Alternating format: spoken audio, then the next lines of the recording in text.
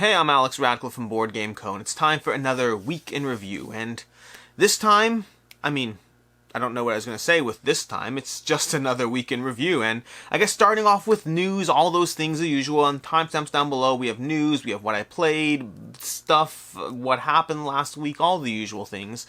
And starting off, this past week I had an opportunity, Sunday more specifically, I had the opportunity to play Arena the Contest on a live stream. There's another channel specifically devoted to just doing Arena the Contest stuff. And it's nice. I recently mentioned in a video where I was talking about something. I was talking about something to do with the 24 campaign games or whatever it was, and I mentioned that I haven't really played Arena since the new stuff was coming, because I do tend to get fixed in that, well, if new stuff is coming, I'll just wait for the new stuff, especially if it's cool upgraded miniatures. And so I haven't really played Arena since I backed Teneris Adventures or whatever. And so it was nice to hop back in. It's just as much fun as I remember, and I'm looking forward to, well, playing more of that. I'll pop a link down below. It's a learning video plus gameplay. So the first hour is teaching for those who want to know how to play, and then the second hour plus is us playing, where we proceeded to get incredibly lucky in our dice rolling, and the other team got incredibly unlucky in their dice rolling. Like I said, Arena the Contest is an excellent game. Past that, just as a general note, and this is going to factor into, well, what I talk about today and all that, but I just have too many reviews coming up. And this is there's basically a pipeline when you're talking about reviews, and that pipeline is going to vary by person. It's going to start with you have to read rules, because in order to play a game and review a game, you have to ensure that you know the rules to the games that are on your to-do list. Once you know the rules, you have to ensure that you actually play them. So again, you have to have rules all prepped to go, then you have to actually play them. From there, you actually have to film whatever it is, whether it's a gameplay, whether it's a review, whatever it is, you have to film it as well. From there, you have to edit it, and then finally, you also have to have the days to put it up. I'm trying not to overload the channel with review content, because it never was what this channel was about. I never jumped into it thinking I'm going to review board games. That wasn't what my passion was, and I'm having fun reviewing board games, don't get me wrong, but I like talking about the space more than I do reviews, and so I do try to limit to a degree the number of reviews I have. That said, it's getting harder and harder, especially with my new commitment, so to speak, to not have more than 3 videos in a single day. Means my Saturday video, today's video, when I have what we're talking about now, followed by basically, 2 more videos, I still have to find places for those reviews throughout the week. So we're going to see how it plays out. It's still an experiment constantly, but basically this Tuesday there's going to be, well, 3 reviews going up Tuesday. There's going to be a review going up, well, it depends on when you're watching this. All kinds of reviews going up at different points in different places. But basically, too many games. It's a nice problem to have, don't get me wrong, but I need to actually I need to find the spaces for all those things in the pipeline of too many reviews.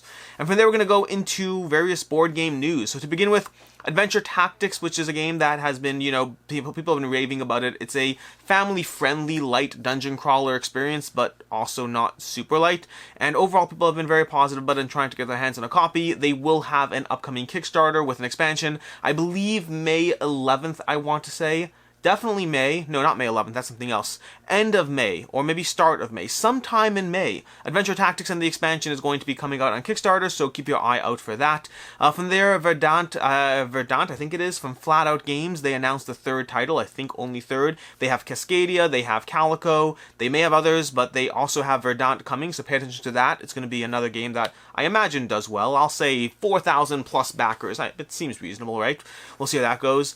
Seven Wonders. Seven Wonders announced Seven Wonders Mystery. I don't think that's the official title of whatever it is they're doing. It might be. But April 26th, they're going to reveal something. I don't know what it is. But this is going to be that time where many people, myself included, have to make that hard choice as to whether they finally upgrade their Seven Wonders set, because this will be, I imagine, their first expansion that comes out since they've rebranded, since they've redone Seven Wonders. So people like myself who currently have the old edition and said, it's okay, I don't need the new stuff, it's fine, I don't even like those shiny card backs anyways. I mean, the graphic design is nice, and I do like new shiny things, but not shiny card backs, so I'll just keep my old set, save myself the money. I mean, if that expansion comes out and it's another, what's the one that did poorly, another Babel, then, okay, great, I'll leave it alone. But if people like it and say good things about it, it may finally be the trigger for me to upgrade my Seven Wonders set, and I imagine we'll see a big second-hand market dump of a lot of Seven Wonders with this announcement, whatever it may be. So, April 26th, keep your eyes peeled for that. Iron Force. So basically, Ice Cool, that game where you kind of like flick these penguin-like things through classrooms and over the thing and try to do these skill shots. Well, basically that company, I can't remember the name of the company, but they're coming out with another game called Iron Force. Don't know what it's like, don't know what it's about. Maybe it's dexterity based as well, but keep your eyes peeled for that. That'll be coming to Kickstarter. And then lastly, in terms of board game news or whatever, is we're going to have Wild Assent Lavon Rising. I don't know if that's how you pronounce it, but Lavon Rising is basically announced, and more specifically, more interestingly, it's on GameFound. I'll throw a link to that down below. In general, I have links to all the news or pieces or things down below as always. But basically, first of all, miniatures look amazing. That's no surprise. But it's on GameFound. It looks cool. The guy, by the way, the guy who writes these things, the updates, the Kickstarter pages, that guy is an absolute riot. I'm telling you, I will have so much fun when I'm on video going through the GameFound page and just pointing out the various points where he's being funny, because he's funny. I mean, he is. He's funny. But that's basically going to be all our news. So Wild Assent, keep your eyes peeled for that one as well. From there we go to what I played, which means it's time to pull up my phone. Also, fun realization, I usually do this. I should probably do this before I do this. But this is the point where I realized that I forgot to log half my plays for basically since Monday. Monday is the last play I have logged, which means I will have to take a look at that and see what I can do. But let's take a look back and we'll see. So, Thursday I have... Oh, I got to change the date on that one. That's the wrong date on that one. Okay, there we go. Perfect. Fixed. Save. Excellent. Thursday I have a few games of Tribune Primus Enterprise or something like that. Basically, this is a game that was on Kickstarter. They had a reprint. I played the original. I've had the original for quite some time now. It's one that regularly hits the table here and there. In fact, we had a bunch of older games this week. It was a good week for playing some older stuff. From there, we had Lancaster. We had a few games of Lancaster we played. The big box, although just playing with the base game, so I don't really know why we need the big box for that. But we got a few games of Lancaster, and Lancaster is cutthroat. Highly recommended. At some point, I'll do a review on it, I imagine. Maybe, probably, possibly. We had a bunch of games of Cockroach Royal, which is, you know, in general happens whenever. Cockroach Poker Royal. We have Codenames, some more Codenames been hitting the table again. Marvel United, got a bunch of games of Marvel United in, which, well, both on the channel and off the channel in terms of just, we got a ton of games of, because I got all this stuff, as you saw the unboxing I had. So I have all the stuff from Marvel United, and we've been just cracking it out. Nowhere near the amount that the Dice Tower has been. Apparently they've played that game like a million times. I don't know what they've done, but we've gotten a bunch of plays of it. Got some of the expansion content in, a lot of the stretch goal content in, but just enjoying our time with Marvel United. We have Glasgow. Glasgow is going to be a 2-player game, kind of reminiscent of Circle the Wagons in the way you go around a area and whatnot, but got a few games of that in. Got Kingdom Builder. Kingdom Builder in preparation for a video that may be coming to the channel. So we got another game of Kingdom Builder, and that's an old favorite, like a really old favorite of mine that we'll be covering at some point. Whistle Mountain. Got another play of Whistle Mountain in. That's another one I will be reviewing at some point. That's a tough one. I got a few plays in a while ago, and then I wanted to get some more in before review, and then just things happened. So it's kind of been sitting on my shelf unplayed for the past 2 to 3 months, just waiting for more plays for a review, and I finally got that more play in, but we'll probably have a review coming shortly on that one. More Marvel United, more The Reckoners, Arena the Contest that we talked about already. 5 for Findin', we got another player 5 for Findin' in. This is one, well, we'll talk about it soon. We have Save Patient Zero, got a few games of Save Patient Zero in, and this is the part where I try to remember what else I played throughout the week, because I played a bunch more things, some online, some offline. What did I play? This is the annoying part where I have to remember what I played. I played something online. Vivid Memories. I played Vivid Memories online. That's in preparation for an upcoming Kickstarter, so I'll hopefully have a review copy of that at some point. And then I played a bunch more things in person. Bone to Pick. I played Bone to Pick a few times. Got a bunch of games of that in. We played Merchants of Magic, which again, so many things I don't have logged. I need to remember to log these plays, but that's basically going to be my what I played this past week, or most of what I played this past week, because I don't always log it all down.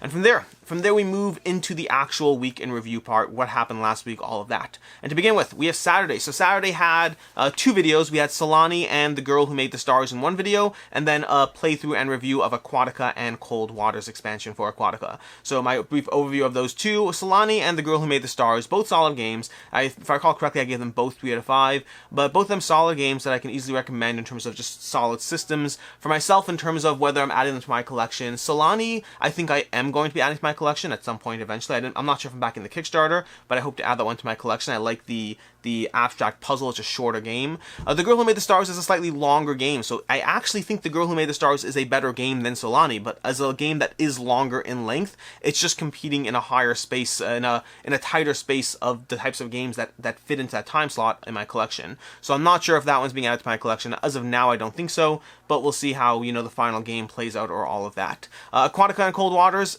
absolutely loving those expansions. I gave it a 5 out of 5. It is a solid game that I genuinely one of the highlights of the year for me in terms of games. I don't know if it's a 2020 game. I think it's a 2020 game, but in terms of the games I experienced, like at some point I'll do a video of like my top 10 surprises, highlights, call it what you will, of 2021, and I can almost guarantee Aquatica is going to be in there. It's not that it's the best game ever, it's just, it's a simple, fast, it plays in between half an hour and 45 minutes in general, maybe an hour on the long end, and it's just so rewarding and satisfying for the playtime. So overall, I really like that one. On Sunday we had the review for Monster Hunter World. So overall, I gave that one out of 4 to 5. And that one's got its own dedicated review day just because, well, it's Monster Hunter World. It's going to get a lot of eyeballs, attention, all that. But I gave it a 4 to 5. Solid game. It's on the lighter side compared to the games I like. And a lot of you picked up in the comments. I mean, I didn't say it officially, but Primal's a straight up 5 out of 5 for me. Primal is also one of my highlights of 2021. And Monster Hunter World is great. And I want to add it to my collection. I will be back in the Kickstarter. I'm telling you that right now. But at the same time, while I will be back in the Kickstarter, while I am interested in the game and will be playing it because it's fun, it's not Primal level for me. Now, I think it will be better for some people. It depends on who you are. I think if you're someone who likes Monster Hunter World, honestly, you know what? I'm going to save this for the Primal vs. Monster Hunter World video because that definitely will be happening. I'll have a playlist of Primal vs. Monster Hunter World if you're watching this video, and even if you didn't, you probably know that for myself, Primal won, but I'm going to weigh up the different categories, different facets of each game, which one did which part better, in which way, all of that. Overall, I think both of them are solid games. I think some people will like one more than the other. I already know at least one person who likes Monster Hunter World better than Primal. I'm not that person, though. So we'll cover that and we'll go through that. Monday. No, not Monday. Sunday. Sunday later that day was a Zombicide 2nd Edition unboxing. Basically, like I said already, these reviews, unboxing playthroughs, they're just, I need to find time to put them places. And so we had another video later that day where I unboxed Zombicide 2nd Edition. I need to get that one to the table. I saw the comment that requested a playthrough of me, Rena, and Shira playing it. I hope for that to happen at some point. I need to read, going back to that sequence, I need to read the rules, then I need to play it, then I need to film the playthrough, and do all of that stuff. I hope it'll happen. It's Zombicide, not a lot of changes from typical Zombicide, so I am optimistic that the barrier to entry there is lesser than breaking out an entirely new rule set of another game, but hopefully we'll get to the table, we'll see. And also I have that eternal struggle of Rena kind of doesn't like Zombicide based on her original play, so do I try her with 2nd edition, or do I stick with what I know best and what I know well, which is Black Plague, rather than giving up this one opportunity? So we'll see how it plays out. Maybe it'll just be me and Shira, or maybe, who knows, we'll figure it out. Either way, that is going to be Sunday. Monday was to back or not to back. I can't remember what was particularly in that video that was interesting or not interesting. I know there was something. There was definitely something in the to back or not to back that I was backing, probably, maybe. I literally have no idea what was in the to back or not to back this week. There were games. There were definitely games. I can tell you that much with absolute dead certainty. I mean, Bone to Pick was in there, so Bone to Pick is going to be in that one. Patient Zero is not. None of these other ones. Just Bone to Pick, but bunch of games in the Kickstarter and well, in to back or not to back. Tuesday was going to be a bunch of videos. Tuesday we had the Reckoners gameplay, we had Marvel United gameplay, and then we had a Marvel United Play This Not That. Basically, Marvel United versus the Reckoners, Play This Not That. And short version of that is, I've already reviewed the Reckoners in the past. I think it's a solid game, easy 4 to 5. Marvel United is light and accessible and also a 4 to 5. Not in the depth of the gameplay. The depth of the gameplay is much more shallow. But in terms of the simple, fun, accessible, whatever, I'm really enjoying Marvel United. Now factor in, by the way, if Marvel United were some abstract non-Marvel entity where you just moved cubes around with the core system, I'd probably drop it like a hot potato. That is a game where the Marvel appeal and the cute chibi minis and the general being pulled in by the theme of the game definitely adds a lot of value to the system. The system on its own merits, it's fine. It's fine. It's not amazing, but I also think it's great. And everyone I know who's played it, with the exception of Rena, literally everyone I know who's played it with the exception of Rena, has enjoyed it. They think it's fun, simple, engaging, and are always happy to pull it out. Not one that's requested, like as a, you know, meaty game night, whatever, but as a solid filler game, also at 4 to 5. And then, of course, we did the Play This Not That, comparing, contrasting, giving all of our opinions on those games.